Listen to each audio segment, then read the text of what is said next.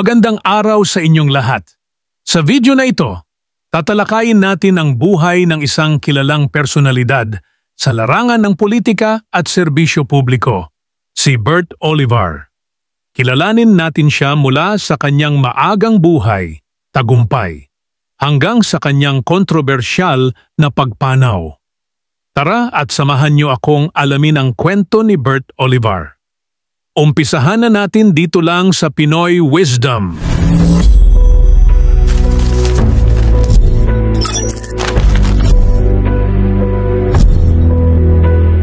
Ipinanganak si Bert Olivar sa isang maliit na bayan sa Ilocos Norte.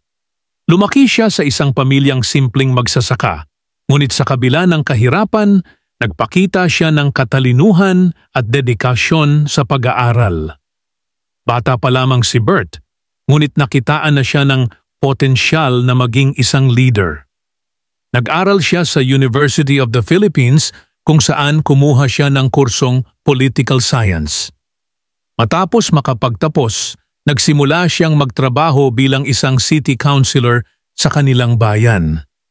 Dito nagsimula ang kanyang pag-angat sa larangan ng politika. Kilala siya bilang isang mabuting lingkod bayan at madalas siyang nagpapakain ng mga bata at nag-aabot ng tulong sa mga nangangailangan. Sa kanyang termino bilang mayor ng kanilang bayan, nakilala siya bilang ama ng bayan dahil sa kanyang mga proyektong pangkabuhayan at pang-edukasyon. Dahil sa kanyang kasipagan at dedikasyon, nahalal siyang kongresista ng kanilang distrito. Dito niya lalong pinatunayan ang kanyang husay sa pamumuno. Ilan sa mga batas na kanyang isinulong ay ang pagpapabuti ng sistema ng edukasyon at kalusugan sa kanilang lugar. Nakilala siya bilang isang mambabatas na may malasakit sa mahihirap at nasa laylayan ng lipunan. Ngunit hindi lahat ay naging madali para kay Bert Olivar. Isang malaking kontrobersya ang yumanig sa kanyang karera noong siya'y nasangkot sa isang kaso ng korupsyon. Ayon sa mga alegasyon, siya raw ay tumanggap ng malaking halaga mula sa isang negosyante kapalit ang pabor sa ilang proyekto. Bagamat mariing itinanggi ni Bert ang mga paratang, ito'y nagdulot ng malaking dagok sa kanyang reputasyon.